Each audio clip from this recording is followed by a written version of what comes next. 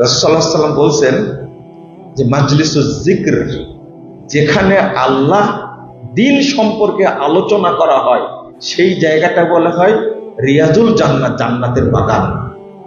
মাল্লাম ইয়াদখুলিল জান্নাহ ফিদ দুনিয়া লাম ইয়াদখুলিল জান্নাহ ফিল আখিরাহ।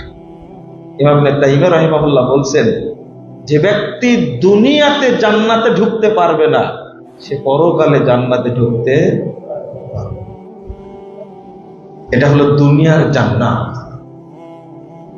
আখিরাতে জান্নাতে যেতে চাইলে আপনাকে এখানে ঢুকতেই হবে ঢুকতে। এই জন্য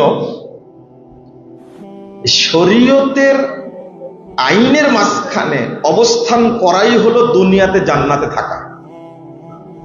যে থাকবে সে জান্নাতে যাবে পরকালে ইনশাআল্লাহ। মুহাম্মদ টেলিভিশন, সত্যের জয় সব সময়।